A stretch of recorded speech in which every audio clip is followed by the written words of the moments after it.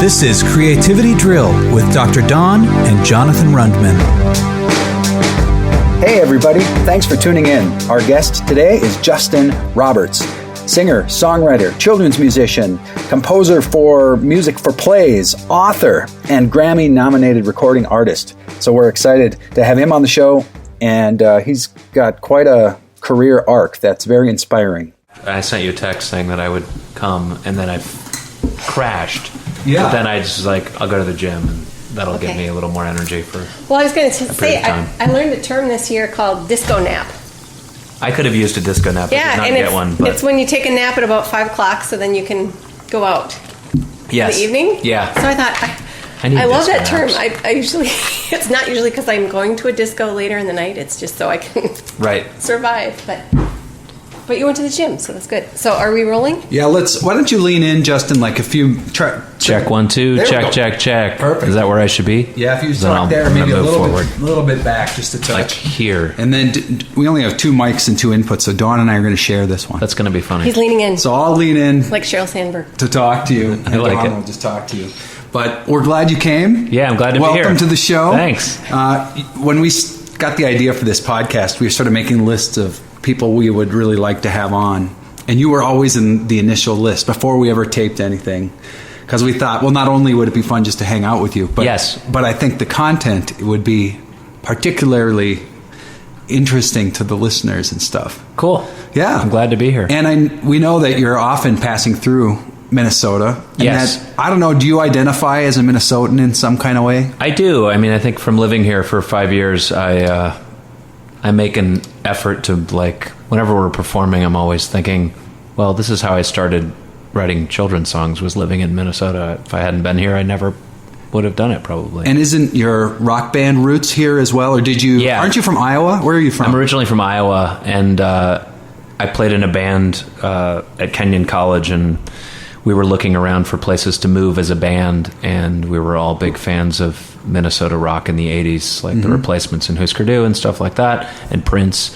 And we just looked around, and we went to Chicago, and it seemed too big and unwieldy, and so we decided on Minneapolis as a city. Was that Pimentos? Pimentos for Gus, yeah. Yeah, because that band had attention here in the Twin Cities. Yeah, for a little bit. I think with a small I thought you meant attention, like a singular tension, what was... Yeah, what was that would be a good story. No, it's not that. Attention. Okay, I hear you. We had, I think we had a strange fan base. We never could quite figure out who our fans were, but we at some point realized a lot of them were Dungeons and Dragons players. And we don't know what in our music brought that out, but... And this is the early 90s, right? Yeah, exactly. And was Mike in this? He was in that band too. Mike Hallenbeck and Tracy Spuler were the 3 main folks, but then Dan Levine played bass with us for quite a while and lived here. And Kari Chomi, who's a local Minnesota person, played percussion with us.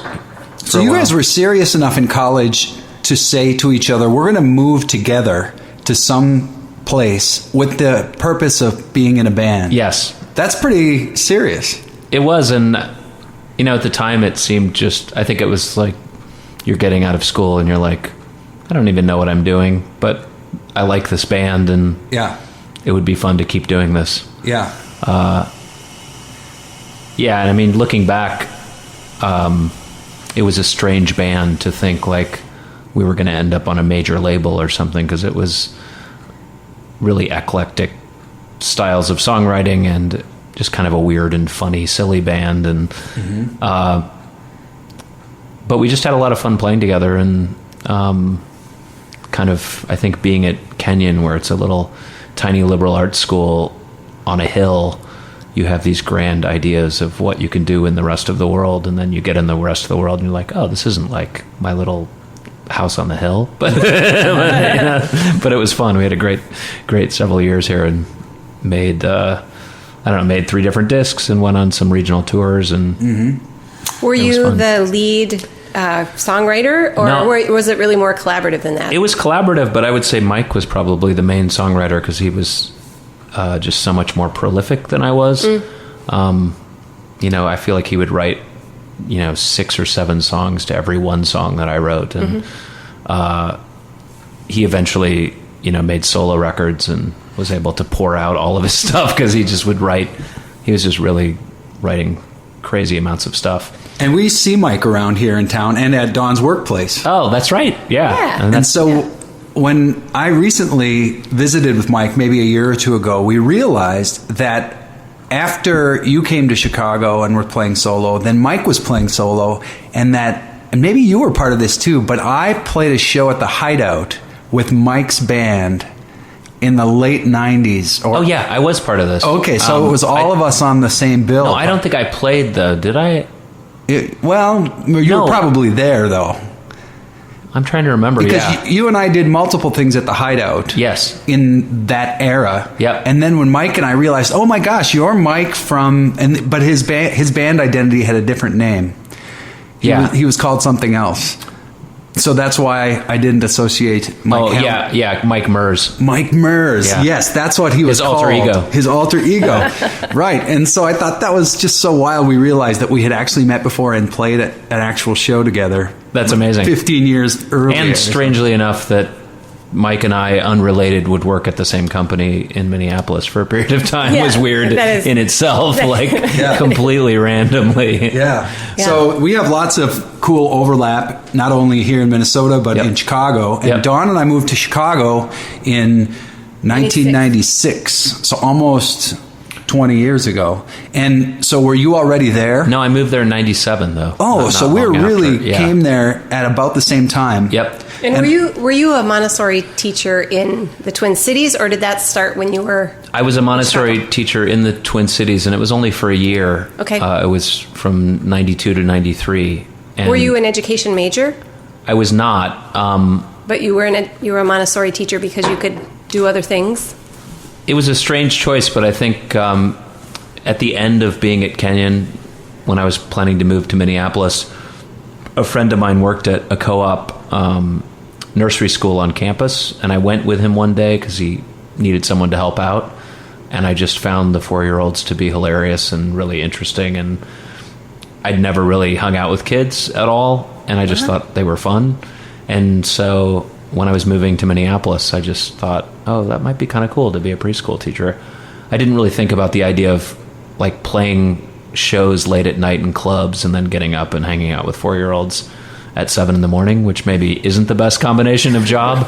But it was just sort of on a whim. I wanted to do something that I felt would be meaningful and as a job, and for some reason preschool teacher became the thing. Yeah. And they somehow let me in with my weird liberal arts degree in philosophy of religion, and they found enough credits to make it work. Sure.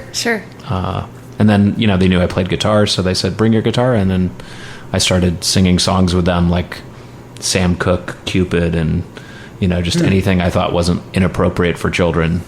And then started writing songs for them.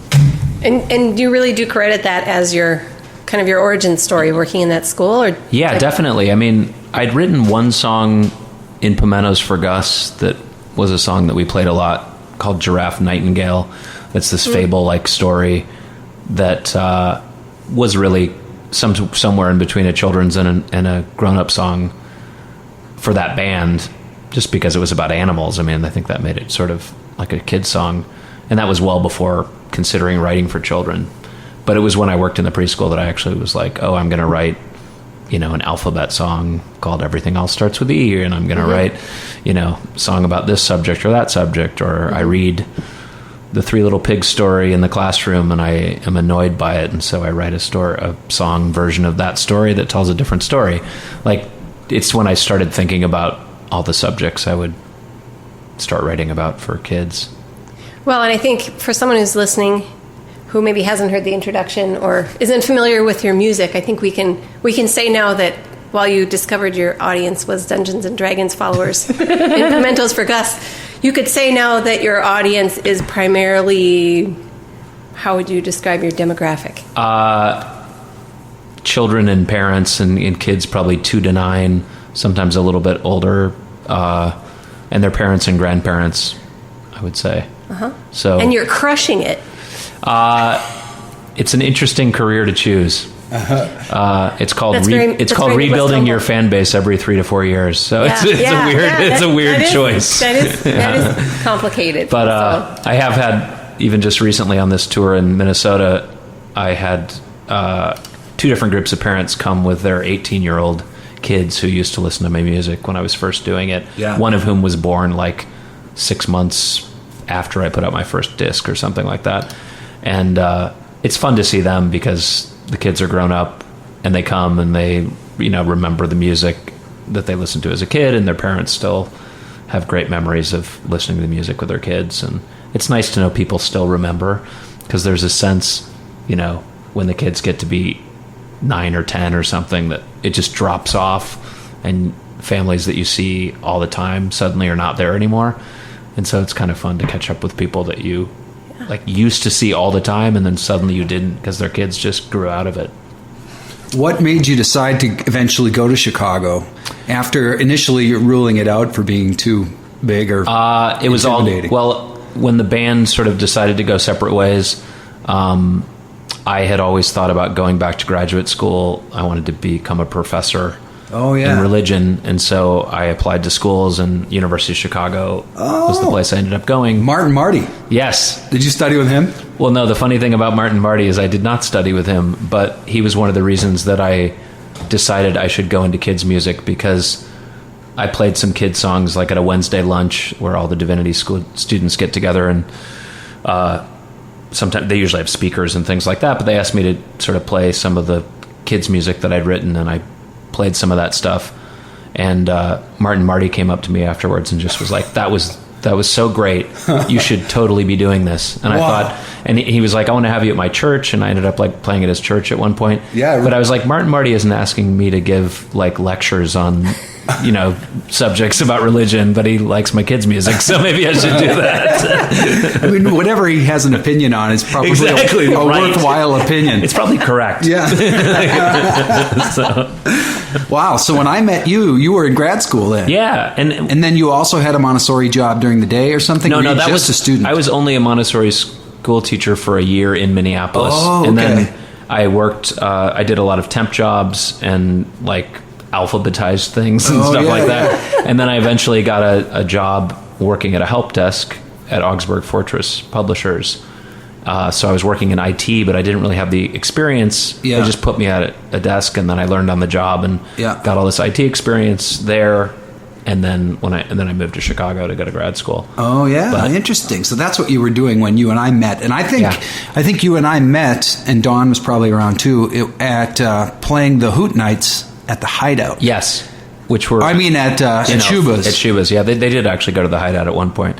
And that was one of the first things I did in Chicago when I moved there, because I knew 2 people. I knew Dog Julin, who was married to my cousin. Who's so great. And I knew Mike Bradburn, who Dawn went to college with. And those were 2 really awesome people to know, obviously, because they know everybody. And so within the first year that I was there, Dog, I think, was the one who said, you got to play at the Hoot Night. And for those who don't know what that is, it basically was put on where they would come up with some subject matter and hand select maybe 10 or 12 musicians to play 2 songs based on a theme.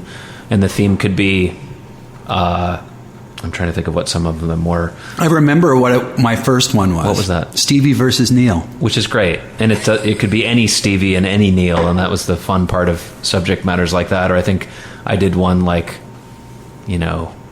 love versus hate, or, they were just like these giant subject matters, and you would play 2 covers based on them. And it was such a great group of musicians, and so many interesting things would get played, and it was super fun. Well, I found that to be the greatest introduction to a very diverse and yet kind of warm community of people who are pretty serious too. I mean, they're very talented, very active, serious business kind of songwriters and rock and roll people who were very. It was a cool time to be in Chicago. I agree, and there was nothing like that. I mean, there's nothing like that now. Even though I'm still friends with all of those people, and you see them around, but with that, it was like once every 2 months you'd end up seeing all these great musicians and, hanging out with them, and it's just this great feeling of community. I remember, too, I caught the last gasps of lounge acts. Yep. Remember that place? Pimentos for Gus played there several times. And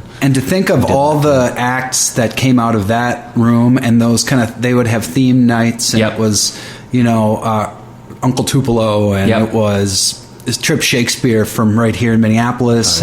And it was just it was an amazing moment. And it was right after Liz Phair, and it was right after Smashing Pumpkins. Yep. And so Chicago as a scene was just very alive, and it was cool. Yeah. Near the end of that lounge acts scene, I saw Matt Wilson perform there solo, and it was one of my favorite shows ever. And it was like during a holiday or something, so there weren't many people there. I can't remember what the deal was, but it was maybe Thanksgiving or something strange. And he played like he was playing to a stadium crowd and just put on the best show I've ever seen. Yeah. And then at the end, he did an encore, and he sang the encore, and he finished, and he said, "Thank you, and thank you, and thank you." And he went around the whole audience and literally thanked everyone to their face because he walked off the stage. Wow. And it was just it was magical. I mean, for him, I wish there had been hundreds of people like there usually were, but it was still this memorable show that just blew my mind. Yeah. Well, how did you get plugged into Hoot Night and Shubas and all that when you came to town? Did you know people already? Well, yeah, because I went to college with Liam Davis, and he was hooked into Hoot Night, and he also produced one of the Pimentos for Gus CDs, and then he went on, of course, to produce all of my kids' records. And he's still in your band. Yeah. I mean, we just played together today, but... wow, I had no idea that your work with him went even farther back past the Chicago era. Yeah, we met, in college. He was a year or 2 years ahead of me, and but we met my freshman year, and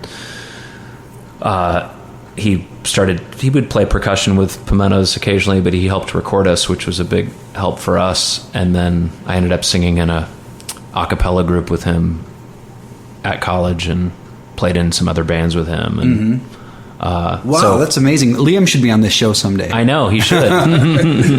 If he wasn't so tired for having played like 4 instruments at once today while I was playing one, then he would be okay. It was fun. Liam's band in those days was the Moviegoers. Yes, exactly. And I remember I was doing a residency at Uncommon Ground every Wednesday for a month. Oh, wow. And remember different people would take turns doing Wednesdays? And so I had a month of Wednesdays, and so those guys played one of those, and I played accordion. I always remember sitting in with those guys. With the Moviegoers? Yeah. I wish I'd seen that. That's amazing. It was really fun.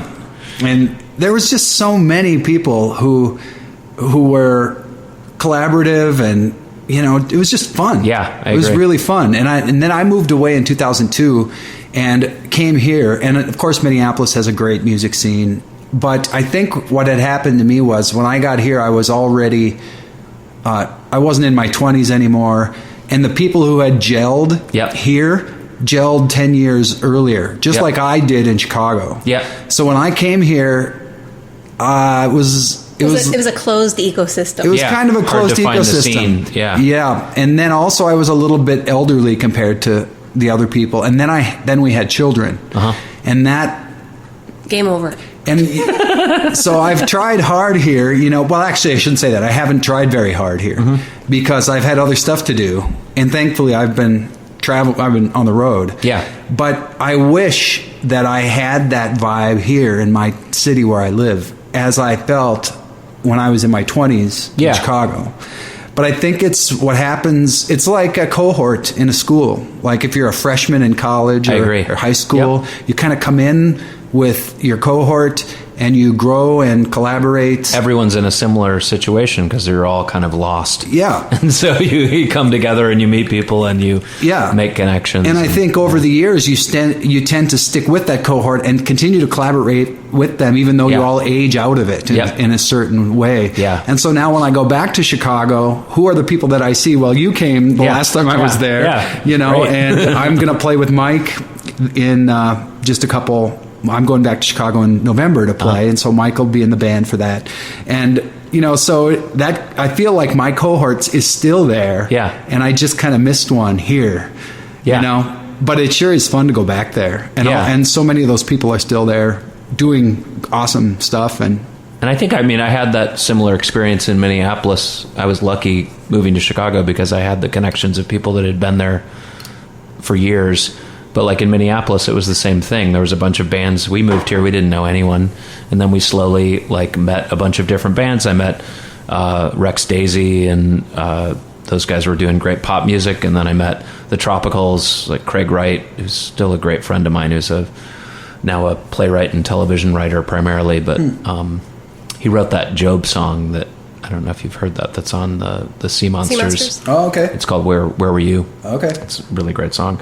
But yeah, it was like you'd show up and it'd be a double bill at some coffee shop, and there'd be this other group, and you'd see them and like, oh man, these guys are great. Mm-hmm. Strike up a conversation, and the next thing you know, you're trading gigs and playing together. What have you learned about community and creativity as you look back at your career? Like, what would you tell listeners about? Let's say you're getting started in some kind of arts. Yeah.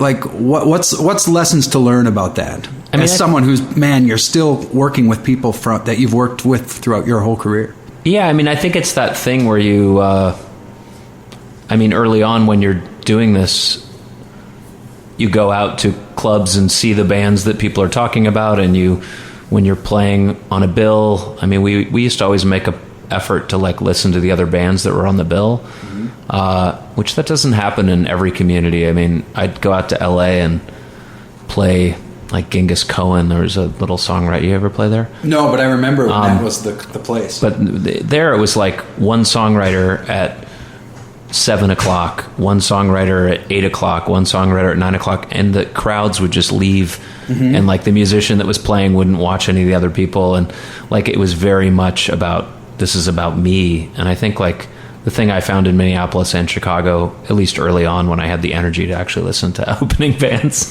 was that, we would hang out and like watch other people. And like, if you like someone, you'd go talk to them and make connections. And I think that's kind of the obvious thing. But do you think age or generational identity has anything to do with the cohesion, or can you transcend that? I don't know, because I feel like age does have, to be, it's really hard, I think, to be viable at a certain age, especially in like indie rock or pop music or certain things that are very age centered. Yeah. Or maybe in the performing arts where you're on the stage. Yeah. It's different if I imagine if in a writer's group or a pottery group. Right. But there's something about being a personality, public personality, that changes the game a little bit. Because for me, I don't know, I feel like the age and the generation of the collaborators, for me, I get a lot of comfort or cohesion or just kind of unconscious, subconscious understanding with people who are in the same general ballpark as me. Yep. Generationally, culturally. And now in my mid-40s, I've been collaborating a lot more with people who are much younger than me. And it's awesome, and it's very, very fun. But there's something about it that's not quite the same. There's a it's just this X factor thing that's different. Yeah. I think I've been pretty lucky with the kids band thing, and it's all started with just performing with Liam. I started off doing solo shows early on, and then eventually had Liam playing with me, and then we slowly started adding more members to the band and turning it more into a rock band. And it's crazy to think how many years I've been doing this, and I have pretty much the same band. I've switched drummers a few times, but it's pretty much the same people I've been playing with since I moved to Chicago in 1997. Well, I remember living in Chicago 15 years ago or whatever, and seeing you with Jackie and Gerald. Yep. Yeah. So, and that's the core group. Yep, exactly. And in fact, I remember playing with Jackie once, I think at Shuba's, and thinking that it was like she was one of the greatest bass players I'd ever played with. Great. And she's just so awesome. Great melodic sense and really, really solid. So it's so cool that, your band has been really, what's the word? Steadfast or something. I've been lucky in that way. What can you say to musicians listening to this about being a band leader or being I suppose at this point you really feel more like a band than a band leader with backup people, because you're such friends and been at it for so long. Yeah, and I think when you find musicians that you totally love how they play and the choices they make in terms of what to do in a song and how to treat a song, if you find the right people, then whatever the greatest thing you can imagine that player is going to play, they take whatever you think they should play and play something 100 times better than that.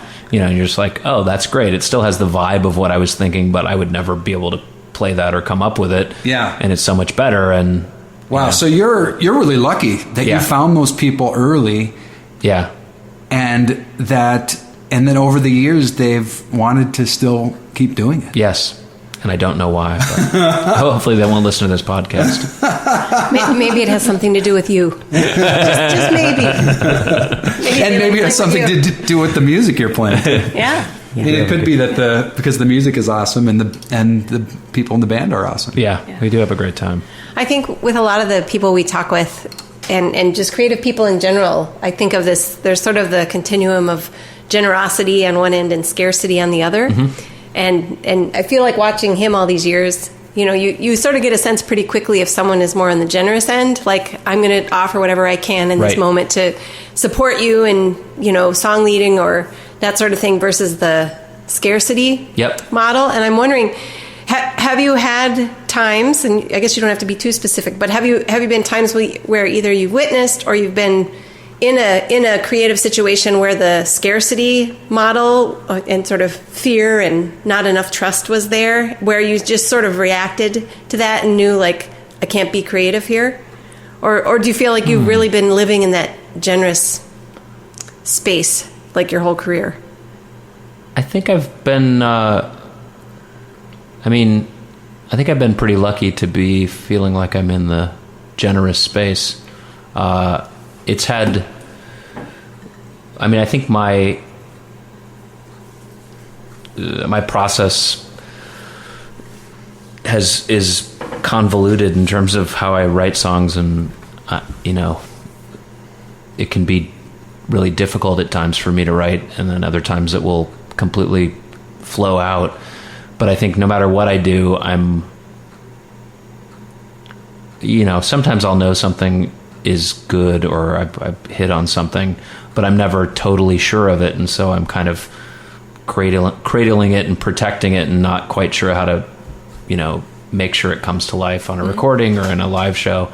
And I think working with people like Liam, who is such a great producer, and a drummer like Gerald and a bass player like Jackie, and Dave playing trumpet and doing all other sorts of crazy things on stage, helps bring that stuff to life. And it's lucky I just totally trust all of these people and respect them, and so it can be kind of a vulnerable place to bring something new and want it to be good and have it flourish. But I just have a great group of friends that are great musicians, and so are those people the people on the albums too? Yeah, we add other people occasionally for certain tracks, and if we're having a string section or something, we bring in people.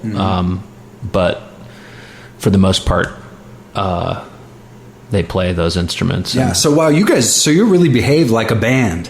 We do. Yeah. Just like a regular band. Yeah. Exactly. It's at this point, it used to be I'd basically write all my songs on acoustic guitar and initially it was Liam and I, so we'd do this folk thing, and then we added more people. And so I'm thinking, I'm writing for more of a band. And I sort of started changing the way I was writing songs because I was thinking about writing for the band. And then within the last, I don't know, maybe 7 or 8 years, I started writing a lot more on the computer and having that be my songwriting instrument. So what's your software? I use Logic primarily. And, I think the thing I like about it is it allows me, when I hear another melody in my head or hear a part or something, that I can simulate it, even if it's not great. I'm not great at programming drums, and I'm not, amazing at playing piano, but I can play well enough and correct it in the software to make it work for a bass line or whatever it is. Yeah. And I find being able to layer those things on top of each other, and if I hear a new vocal part, to put it in there, it helps me build the song. And I usually listen back over and over, and if the lyrics aren't quite right, I keep doing it and change a syllable here and there until it sounds exactly right. And it's very different than sitting down and playing on a guitar and getting the song in place.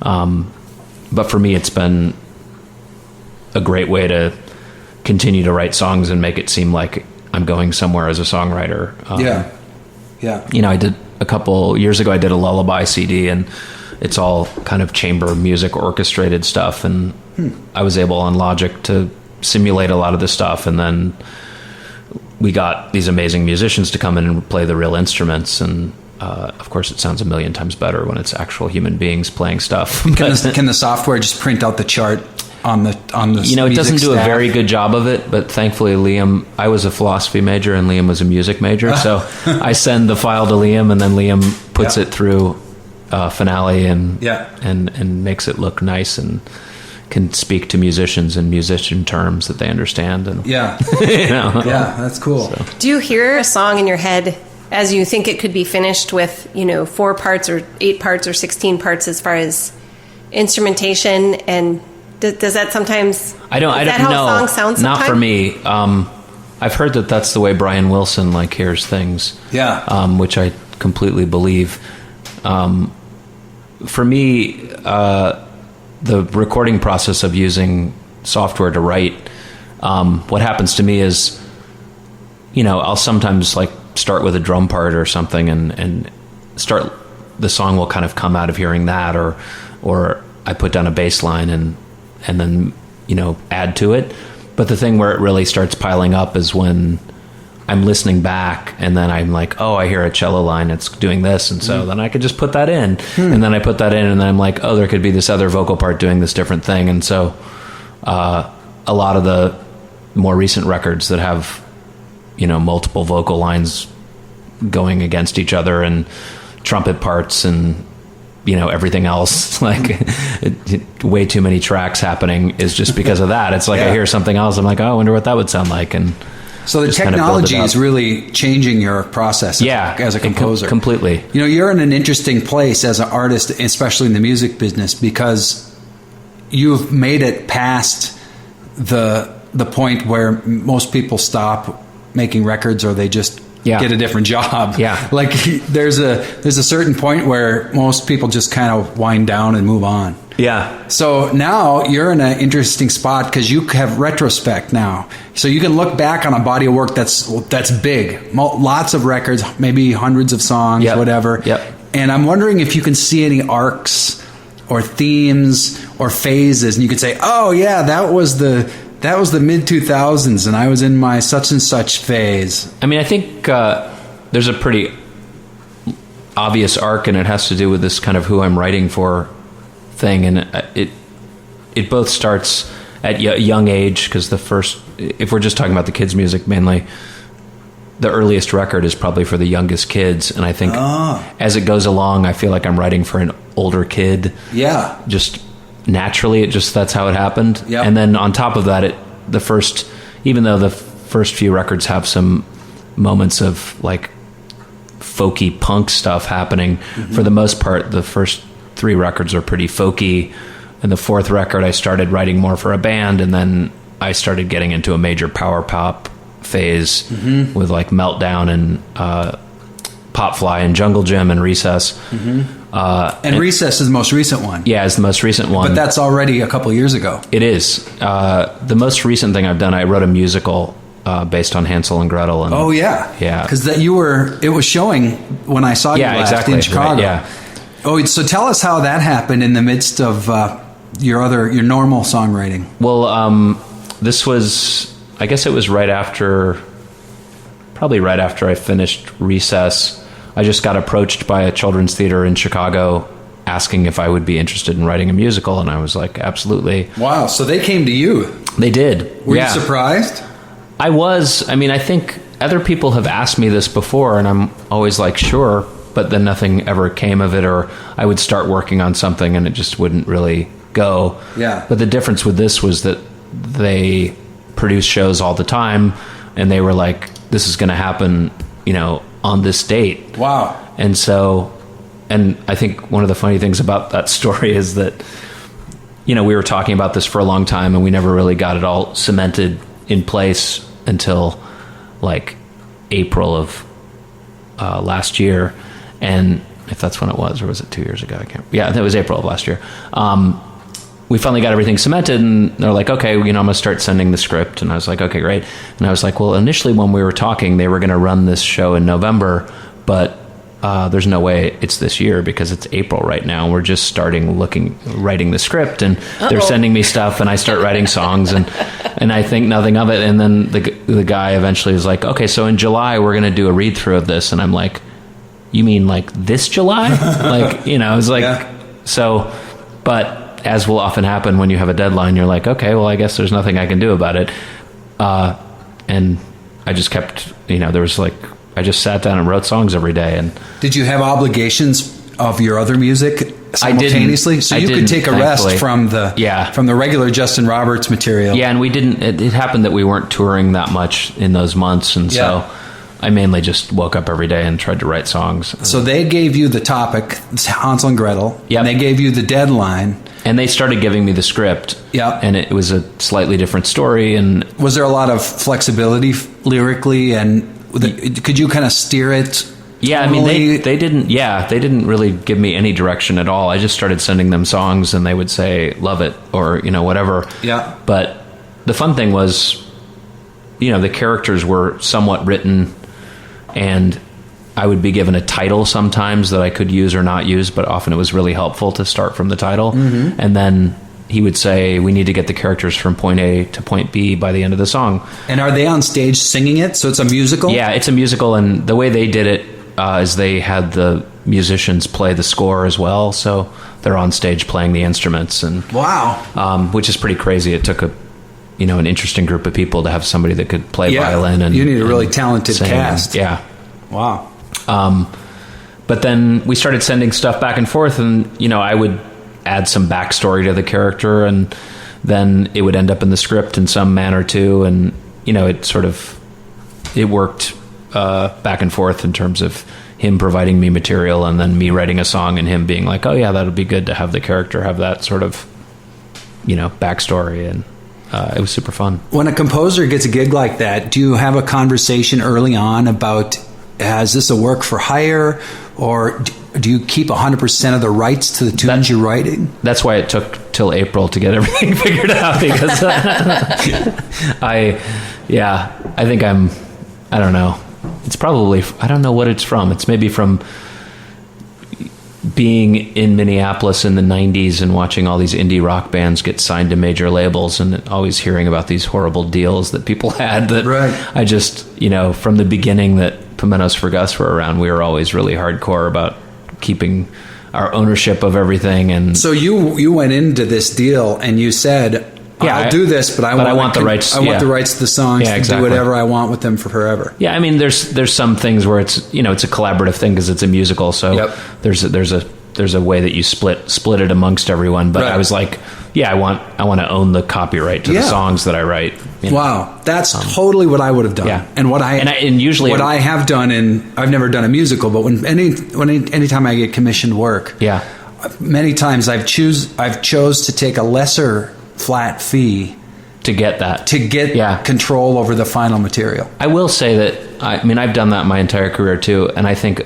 probably like 30 to 40 things, fell apart because of the way that I'm so hardcore about that. Yeah. And wow. sometimes I think to myself, I might have gone overboard, or like, really? So are you saying you lost some opportunities? I think so, yeah. I think sometimes you got to be like a little bit more like, not like, I want control of everything, because eventually they're like, okay, we don't want to work with you anymore. Like, and then you're like, oh, that would have been giant exposure, and that might have been a really great collaborative experience. And, but, because there was another opportunity for a musical where that stuff came into play and it didn't end up working out, which was maybe for the best, but it seemed like a really cool project. Yeah. And I was kind of bummed when it didn't happen. But I don't know. Back to your earlier question, I don't think I finished, is I do see an arc to the records I make, and I also, there are themes that come through, over and over, and images that come through over and over in my songs.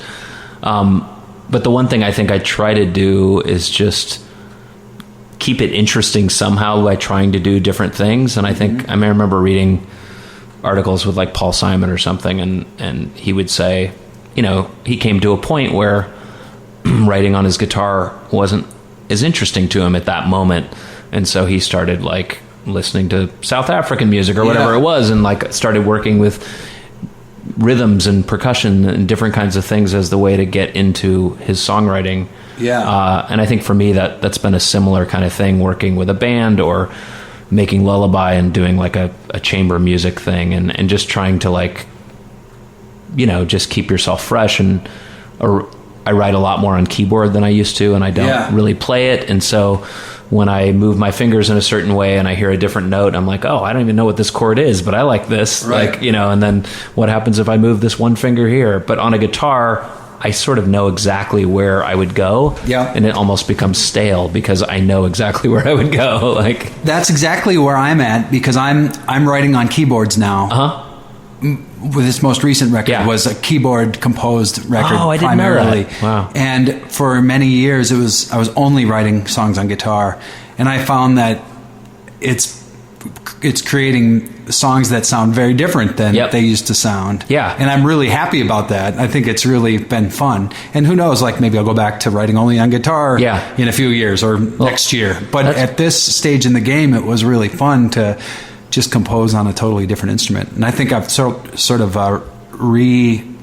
fallen in love with keyboards. Yeah, it made a huge difference to me to do that. And the thing I'm trying to do now is, after having made all these kind of wall of sound, complicated pop records, I'm trying to write really simple stuff again. Yeah. And like, writing on ukulele and like trying to use a few instruments and not write 10 vocal parts for every song, and just like, and try to make it really simple again. And that's super hard. I don't know that it's working so far, but it's an idea that I have of like challenging myself to write more simply and not make everything key changes and weird chord changes, but actually just do that satisfying thing that I like in other songs where it's simple. Yeah.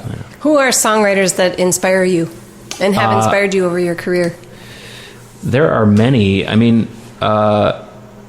Lyrically, some of these it's hard to know how exactly they inspire you, but I'm a big fan of Loudon Wainwright as far as lyrics go, and I love people that can write. I'm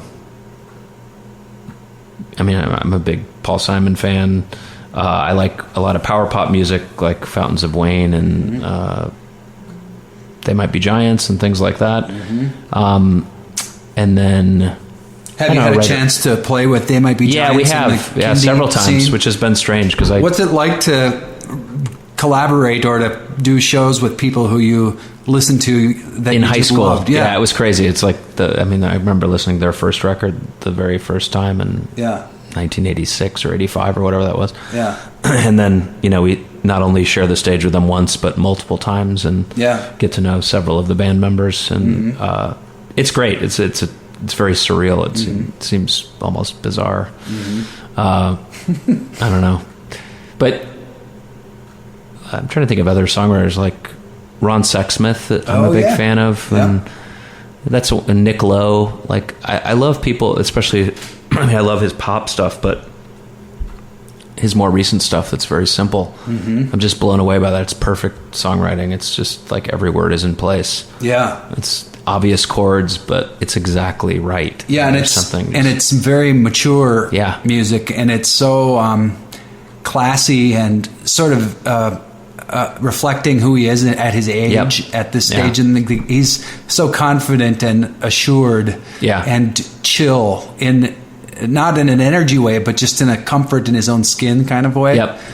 Yeah, he is the man. I love Nick Lowe. He's so great. And I mean, melodically, I'm a huge Brian Wilson fan, and I love all that stuff, like everything about the records they were making. So I think that comes into play. I mean, as someone who's been making albums and writing songs for so long, I'm wondering, like, do you have specific feelings about the music itself? Like, do you think about eighth notes and quarter notes? Do you think about intervals and the colors of each key? And I mean, what's going on with you in that regard? I think I don't really know that much about what I'm doing half the time, but like I know what sounds good. And I remember I was when I was working on Lullaby, I was writing some, I can't remember what song it was at this point, but I got to this point in the song and I was like, oh, I want that Lionel Richie chord. I don't even know what it is, but I know there's like this Lionel Richie chord, and I started just moving my fingers around until I found it, and then I was like, oh, that's it. Like, that's the Lionel Richie chord, and I don't know what it is. You know, or, you know, sometimes I'll do like a weird, what feels like a weird interval, maybe with harmonies or something, and, you know, I don't really know what it is until I figure it out, but at the time I'm just singing it, and then I, you know, go on a keyboard and look at it, and I'm like, oh, that's, you know, whatever it is. So... Well, what I've read about, you know, the reviews and stuff that you get for your albums is, like, you get credit for not just making good kids music, but kids music that's sort of musically satisfying regardless of who's listening. It's not about that it's kids music. It's just satisfying. It's good music. It's just songwriting that's... Yeah, and one of the things, I mean, I feel like in writing songs for kids, I'm often... you know, exploring certain topics that I think adults can relate to when they look back on their childhood.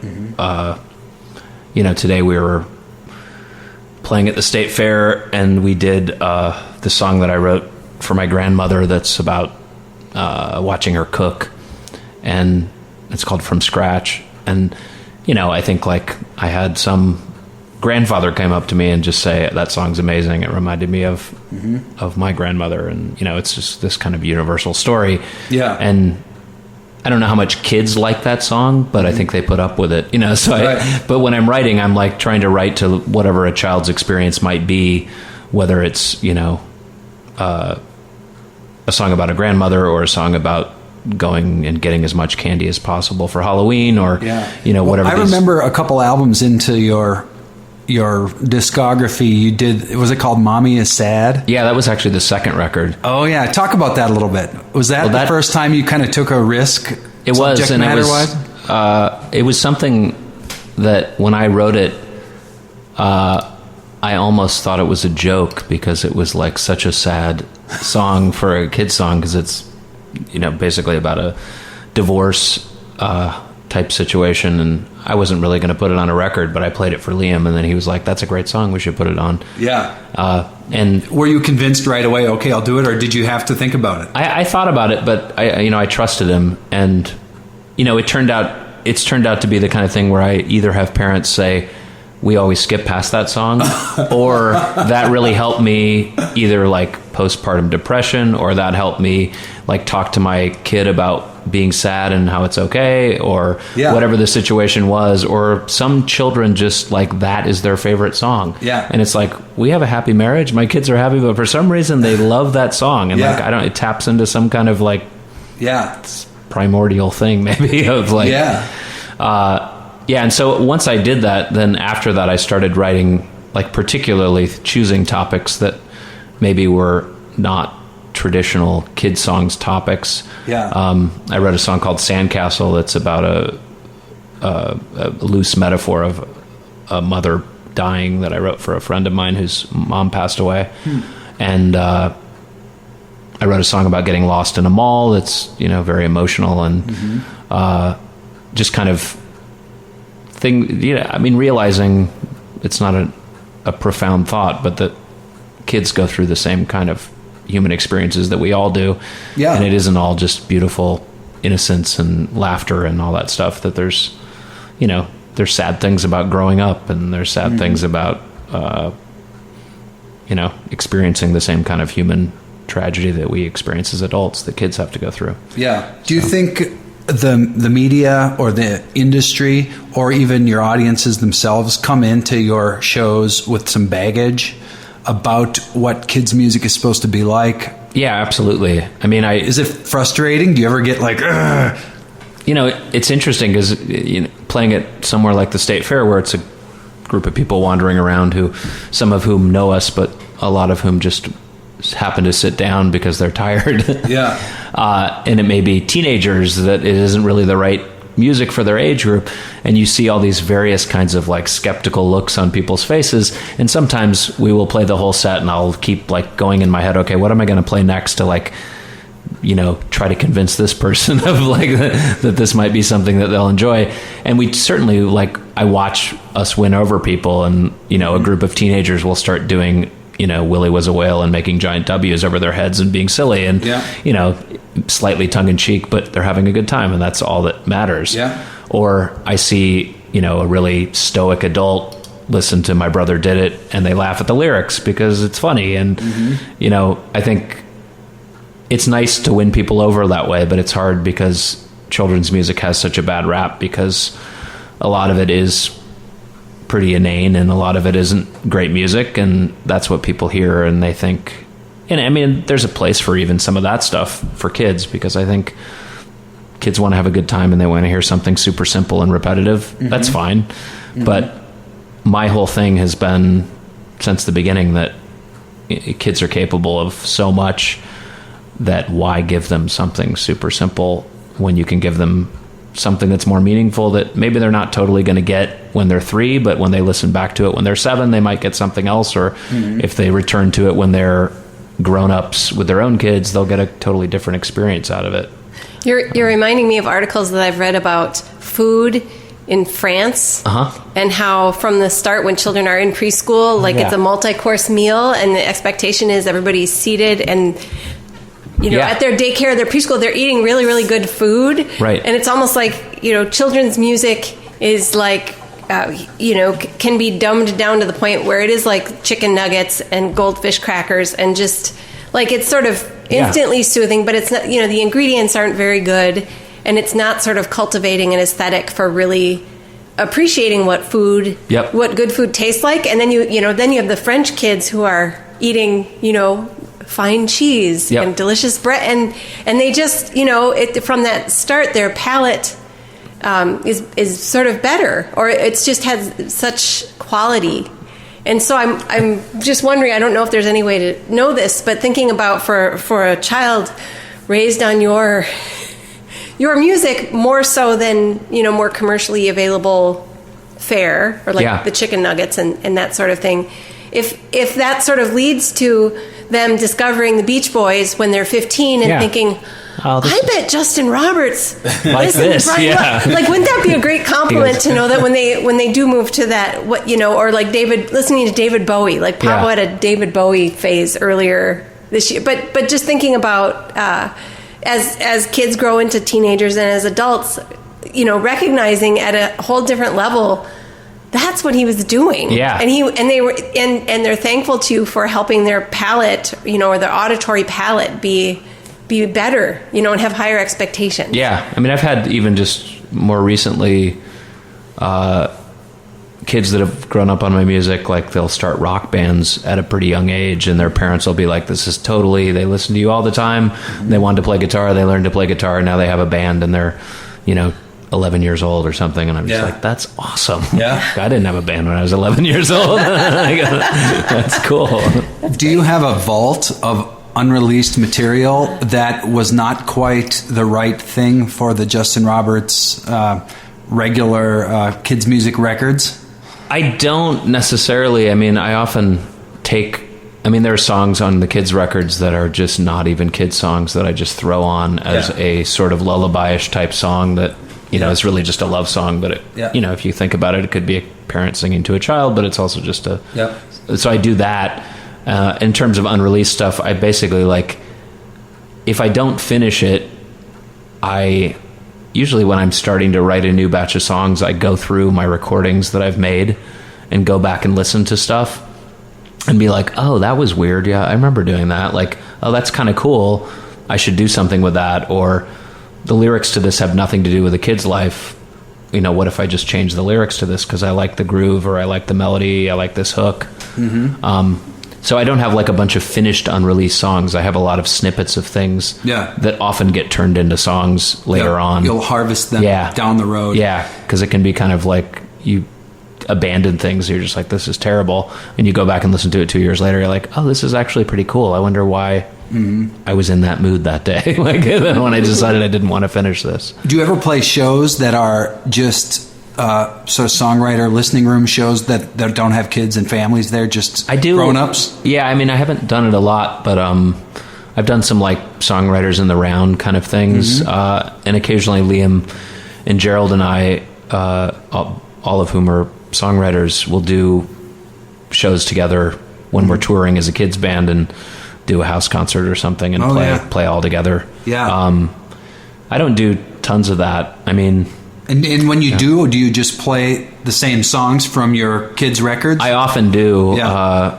But or maybe try some stuff that are the deep cuts. Yeah, or I play a few of the songs I've written that are primarily for adults. Yep. And I have a few things I haven't recorded in that arena.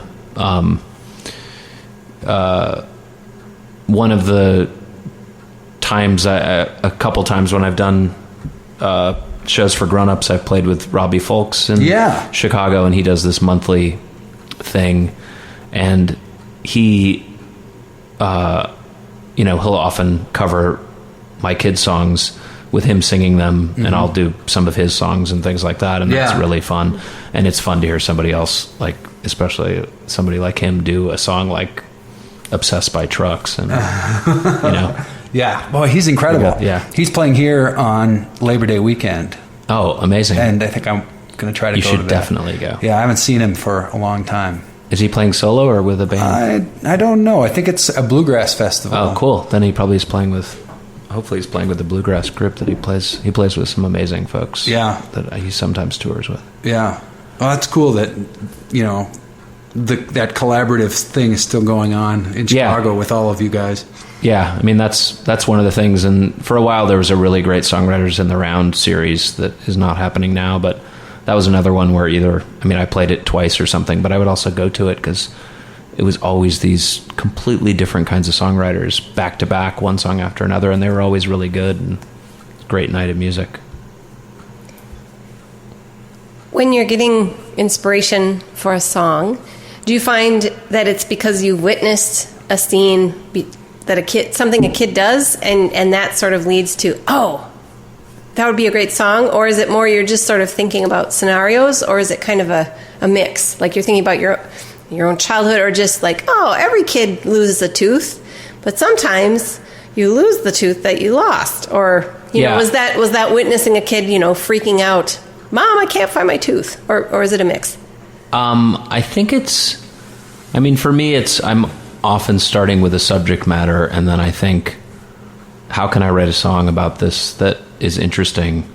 And oftentimes it's like getting inside the character's head in the song and letting the character take me, wherever that leads. And that usually will lead to some absurd place. It's sort of like this id child that I sometimes tap into in a song like Meltdown, where horrible things happen. Or my brother did it, where it's clearly like kind of a, amoral kid who's doing some strange thing, like making some strange choices. But so often the character kind of tells the story, and that leads me to places. But I think for me, like as an adult writing these songs, I have to find some kind of connection myself with the subject matter.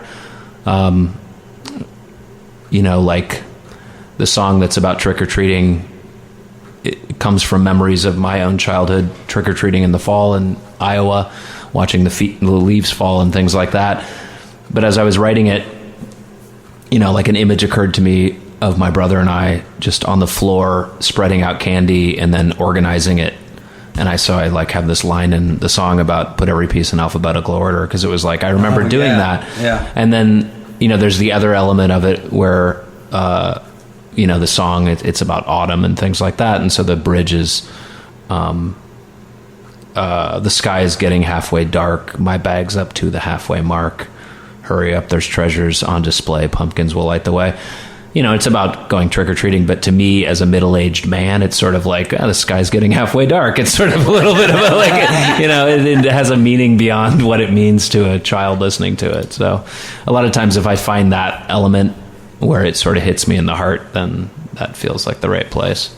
Was there a moment in your first few albums where you realized that, wow, this is really rolling, and there's momentum, and where you had sort of a conscious realization, like you stumbled into something really big? Yeah, well, I mean, it was crazy because while there's been a children's genre forever, and people like Ella Jenkins and Woody Guthrie were doing it in the 40s and 50s. Sure. It had a certain kind of style that went along with it, and it was always very simple and tended to be pretty folky music. And there have been people doing it independently up until now, but I think in the late 90s when I started it, several people in different cities started doing this, and it started getting this kind of groundswell. Yeah, it was you and Dan Zanes. Yeah, Dan Zanes and Laurie Berkner and Ralph's World in Chicago. Oh, yeah, Ralph Covert. And, so we all sort of were making records at a similar time. And then, press started happening of this new wave of children's music. And then... So you were in at the beginning? Yeah. I mean, we made our first record in 97, which I think was the same time Laurie made her first record. But then when I was making my second record, a lot of other people were making them. And then, eventually They Might Be Giants are making kids records, and Bare Naked Ladies are making kids records. And, there was a phase where so many rock musicians did it that it was kind of, not annoying. Yeah. Borderline annoying. Yeah. No, but it was like everybody started making a kids record, and then, thousands of bands started up all over the country starting to make music for kids, which, it was great to be there at the beginning of that, because now it's a giant, saturated, tiny market. It's a huge thing. It's hard to get into it. Maybe it's fading a little bit, because it seemed like 5-10 years ago it was out of control. I think so. And now maybe it's chilled out a little bit. I think so, and it's maybe become more regionalized and very specific to the community that the bands are from. Yeah. What do you notice about the parents now that sort of the generational shifting has happened, so that you're playing for the kids whose parents are millennials now versus the Xers of a decade ago? I think I've thought about that, and I think one of the things for us that really helped serve to have a large audience was the age we were. Our friends were parents, and so we had this giant community of people that were our age that were bringing their kids to our shows. And I think as my friends' kids have become old and gone beyond my age group, we've had to get this whole new group of people, which it's ebbed and flowed over the course of the 16 years I've been doing it. And it's always interesting to sort of watch it do that. But how you reach those people over and over, I don't know. And it's different now, because when I first started doing this, there were still major publications of, parenting magazines, and several of them. And there was people writing for daily papers and weekly papers everywhere. And since that whole kind of journalism has dried up a lot or changed into Twitter and more quick ways of getting news, you don't have that sense of, oh my gosh, I'm in a monthly magazine that everybody reads, and they're going to read this and they're going to go buy this record. Yeah. It's like, oh, they see a little blip on their screen of something in passing as they're going through their Facebook feed, and that's it. And then they see another blip of something else, and it doesn't, I don't think it registers in the same way. So, are you your own social media personality? I am, and I'm not very good at it, but but I do. Yeah. and it ebbs and flows with what's going on and how I'm feeling. But lately I've been working on writing new material for a new record, and I'm just kind of like barely doing what I need to do in that other realm of promoting, because I feel like I have to kind of go back and forth between, I don't know, like sort of turning inward and writing and doing that, compared to like promoting something where you have to turn it around and shine the light on all the stuff you're doing.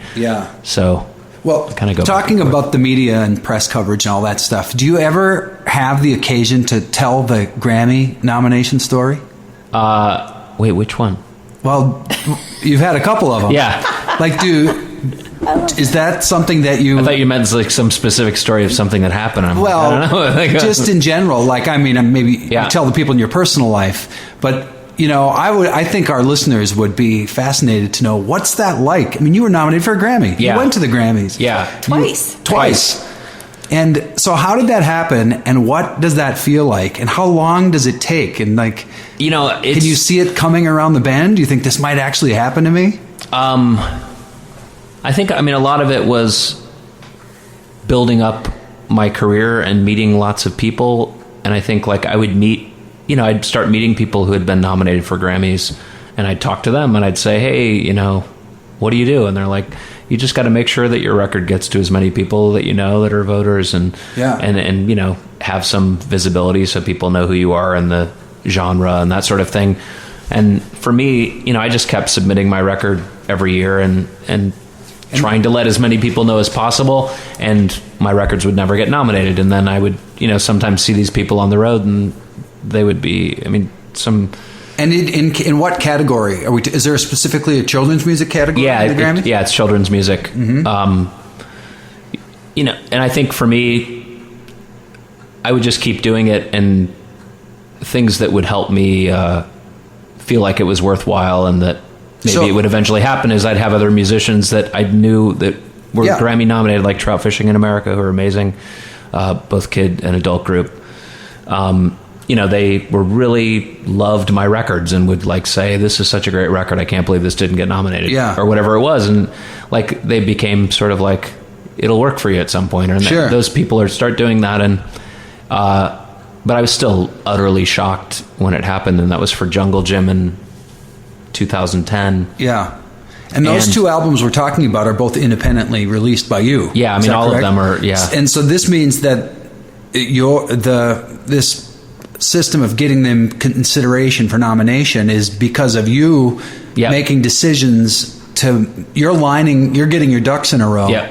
Deliberately. This didn't just fall out of the sky into your lap. No, submitting it, and also just making sure everyone that works in that genre is aware of your record. And so if they're voting, that they're going to consider it and listen to it. You can't like say vote for me, but you can say, hey, I'm submitting it. I hope you'll take a listen to it. Here's a copy. You've been active in NARAS.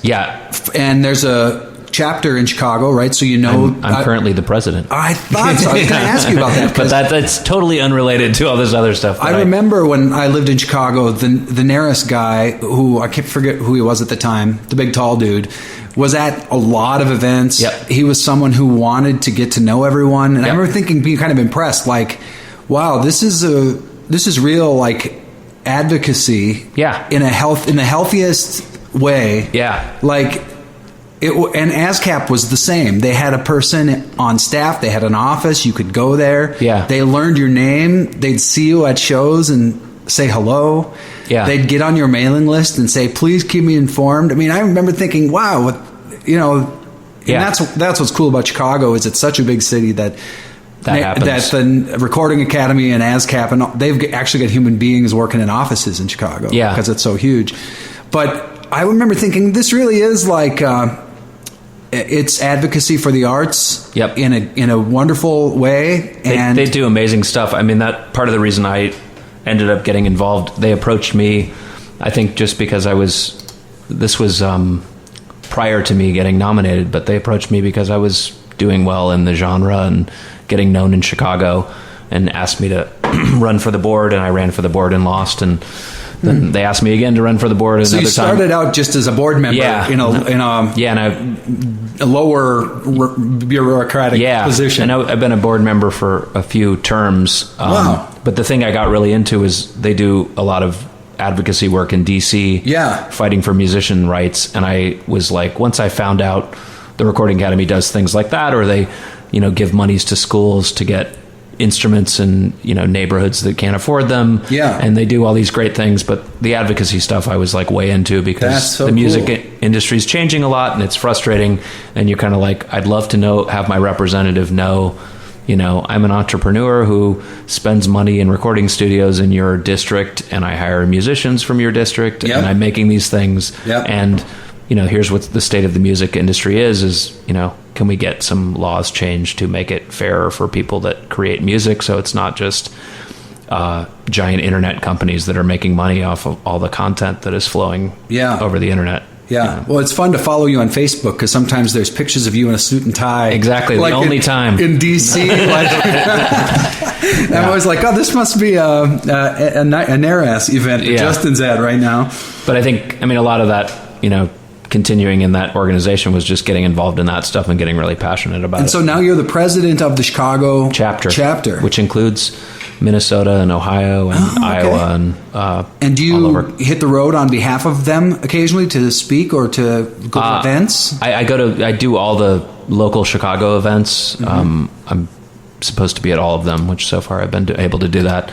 And then they do other events in, they did one in Minneapolis, I think maybe a few months ago, and they doing one in Detroit coming up. So the staff will often do those. I don't. Is there a Minneapolis person, a local, who is serving, representing this conference or this corner of the map? Yes, there is. Do you know who it is? Ken Abdo, and he's actually the trustee, which is the person who actually goes to the national meetings and makes major changes. Is actually above the president in terms of that stuff. And he's an attorney here in Minneapolis. Oh, interesting. And I think he helps with a lot of the local events. And he does. It's great because we do have representatives from the different cities in the Chicago on the board and in the chapter. Yeah. So. Wow. Well, you're not only out there playing and writing and performing and kind of being the personality, but now you're also really behind the scenes in the business world of this. What do you think about how much everything is changing in terms of streaming audio and artists' intellectual property? And what do you think? I think I would like, I guess this is when you start feeling like an old man. Is I would like it to go back to the way it was when I, invested money in a recording and paid my musicians and wrote songs and made something and created, hired an illustrator to make the artwork and everything else and made this product and then people would buy it. But I think those days are long gone. I think,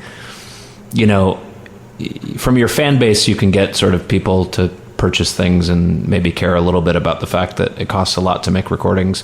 But I think streaming is the future, and I think there's got to be a way for musicians to make money doing that. But I think I'm not exactly sure how it's going to work because at least when you make a recording in a nice studio and you want to have the very best musicians play on it and you want it to sound as good as it possibly can, it costs a lot of money to do something like that. It does. And I love when records sound great, and I care about the way audio sounds, and I want a record to be, beautiful through headphones and every other way you might listen to it. Well, and the problem that we have now is we've made albums that way that are that great. So now we've set the bar at a certain height, and now I don't want to go in reverse. I just don't want to do it. But I don't know if it's just going to be so difficult to stay at that level. I think there's a possibility, I guess, what you could do is,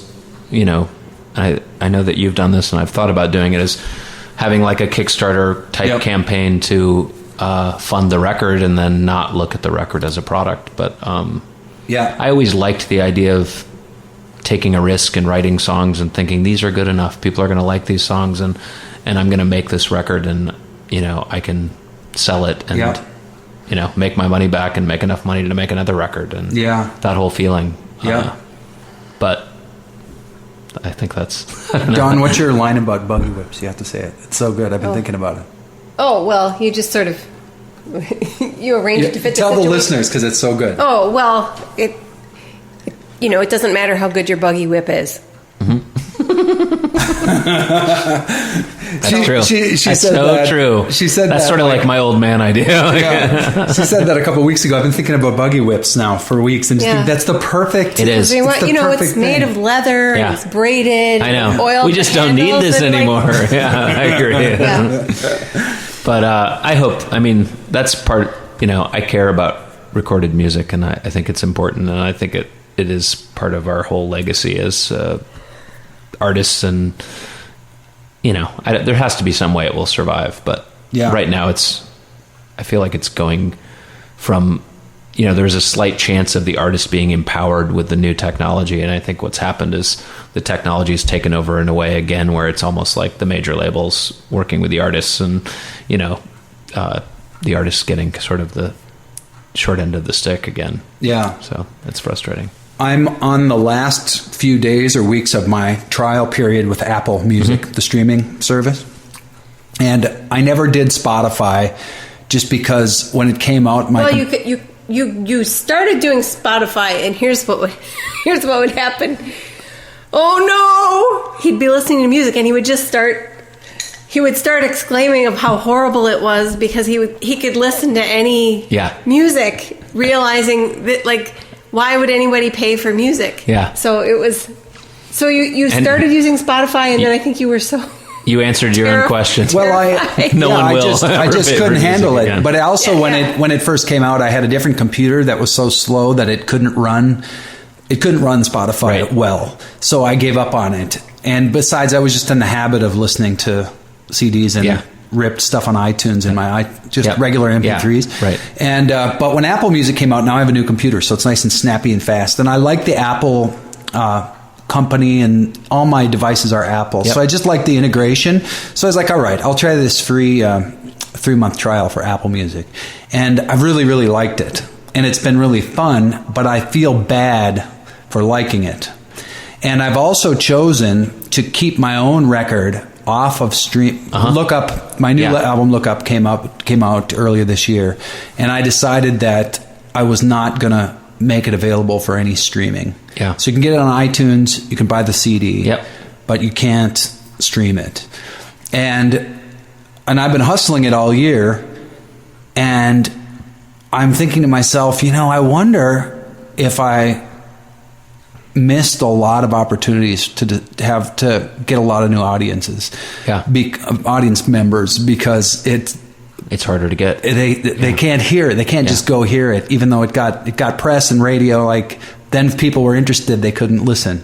Unless they went to my Bandcamp, which they could do, but that's a little harder to find if they're already on Spotify. And so I'm teetering at the tipping point of just caving in. And I think what do they call that in music business when you hold off your streaming audio till later? It's called staggering or something, where you don't, when the record is new, you keep it away, and then a few months later you let it roll. And I think other people have been experimenting with that too, and who knows what the right. Well, I checked you on Apple Music today just for fun, and I saw that your most recent ones are there, but your older ones are not. Is that your decision? And it wasn't. It was just an accidental thing, actually. But I don't have my stuff currently on Spotify, and that was also sort of a slightly accidental decision. But I just decided to try it for a while because accidentally they took off everything when they were only supposed to take off the latest record or something. But I think, I've sort of had that same feeling of being at a teetering point where I'm just like, maybe it should just all be there.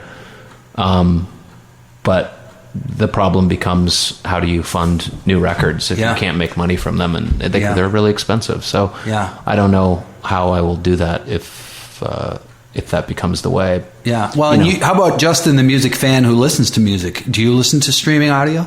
I currently have a Apple Music trial. Mm-hmm. What do you think of the interface and the user? I like it. The one thing I think they could have made it easier to figure out the division between purchasing and listening is very divided. Yeah. And I feel like at times it would be nice is for the musician if you're streaming something and there's a thing that just says buy. Yes. Yeah, I want to own this. I want to like pay the musician. Yeah. But you know, I forget what I Shazammed a song the other day, and like these two options came up: listen to it or buy it.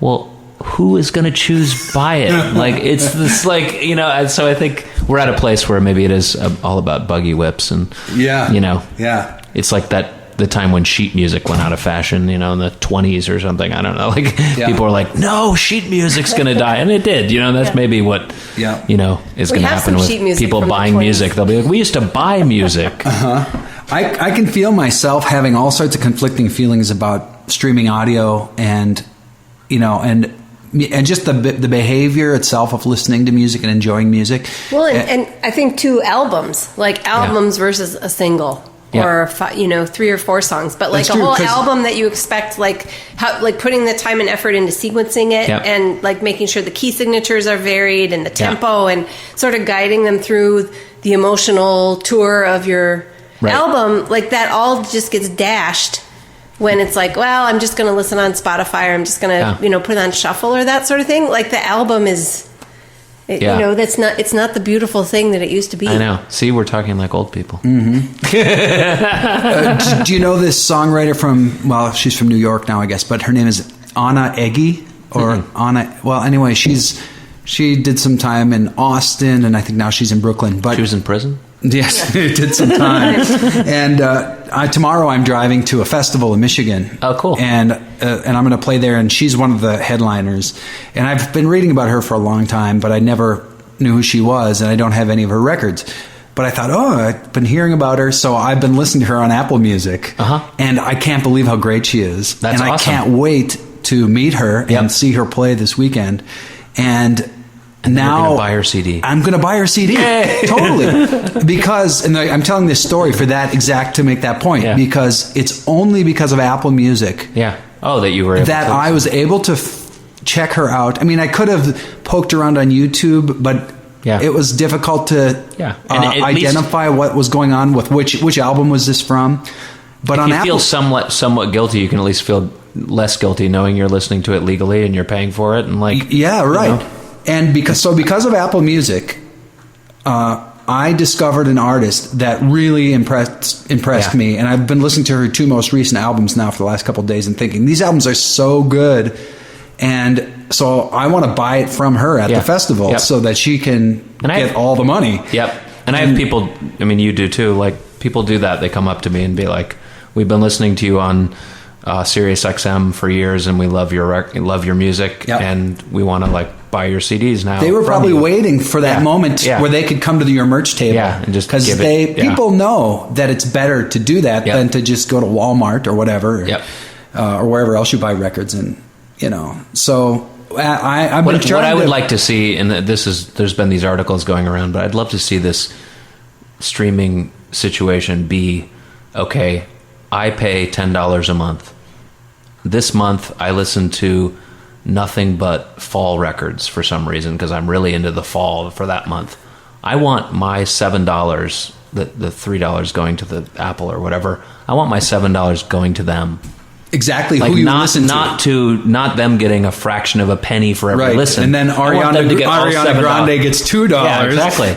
So, and if that were the case, a small artist like me in a weird genre like children's music, that would work amazingly well, because I know there are people that have kids and listen to my music a lot. So that would actually work well, and it would fund recordings. But the way it is now, you know, getting a $2 check from streaming is just not working. Like, I don't know. Well, I just read a really good interview with T-Bone Burnett, and he was talking about this, and he was saying, you know, streaming audio has just been born. It's a newborn. We don't know what we're doing. We're just figuring it out. And you know, T-Bone's usually such a retro kind of person, but he was speaking so optimistically about the future. He's saying, we don't know what we're doing yet, but we are figuring it out. And over time, we will figure it out. And there's no way we're going back to ownership. It's all cloud from now on forever. That's and the truth. we're just going to figure it out. It might take 10 years. It might take 5 years. But eventually, the payments will get more fair, the tracking will get more accurate. And then somebody else I was reading was saying, like, the problem is now that, maybe, I guess it was T-Bone, is, in the old days, you would make multiple copies of the same music and sell them individually. And in the perfect world, there'll be one copy of every song, and it'll be sitting in the global universal database. Yeah. And then everybody can access that one copy. But the problem now is there's 100 copies. Yeah. There's an Apple copy, a Spotify copy, an Amazon copy, and a Google copy, and then a Bandcamp copy. Yeah.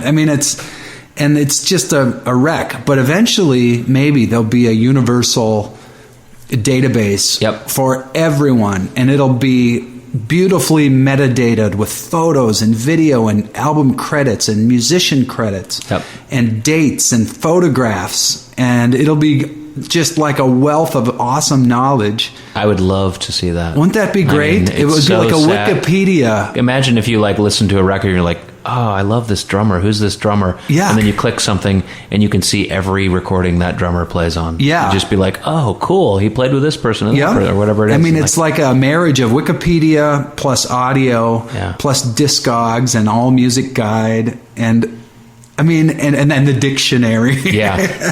It's probably going that way. Because as it is right now, you can't even see who wrote the song. So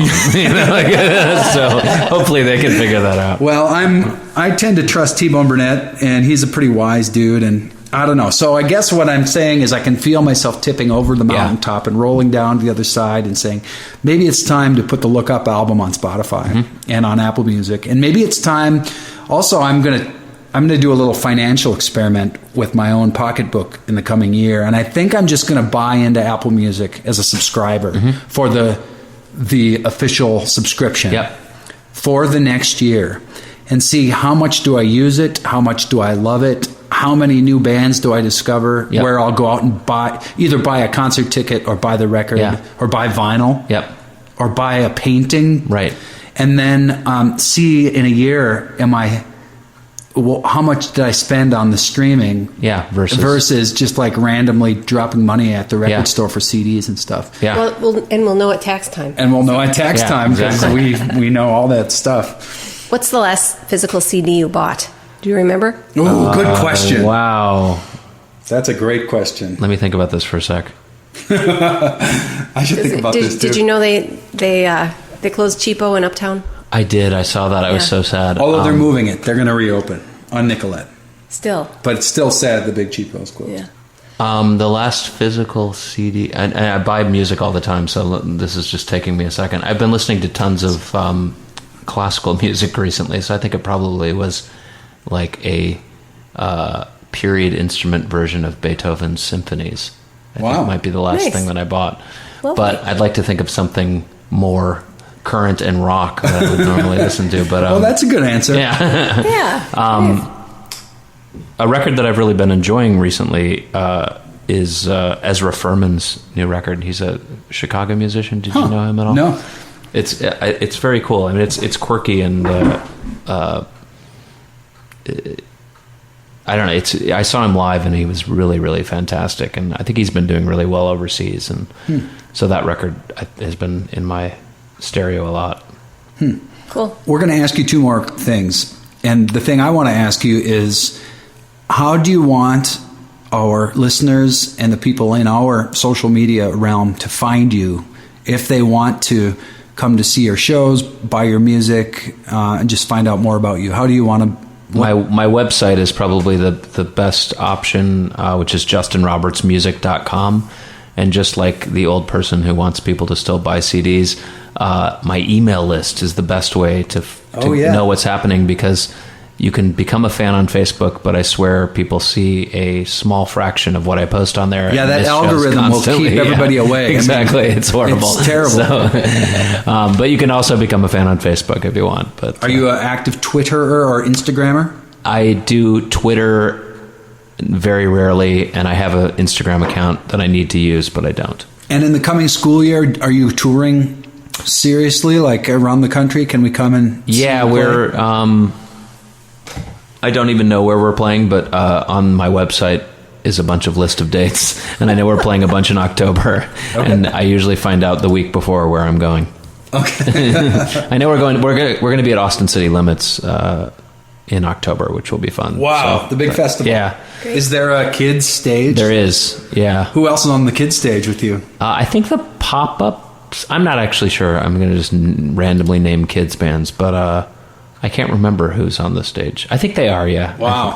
And it'll be fun. Then you can wander and go hear some other bands. Yeah. Oh, yeah. That'll be great stuff happening, I'm sure. So great. Well, everybody go find Justin online and in concert in your city. Yeah.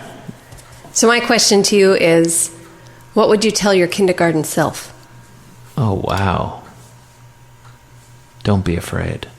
I don't know. I think of my kindergarten self, I think I'm just like terrified. Like that's sort of the image I have of my beginning school. But I'm trying to think, I think really early on I wanted to be a performer of some sort. I think I imagined myself like in the theater or something like that, but definitely on stage in some manner. And so, it's sort of weird to think like the thing that I thought early on about what I wanted to do in some way, came true. I perform for a living and make things up.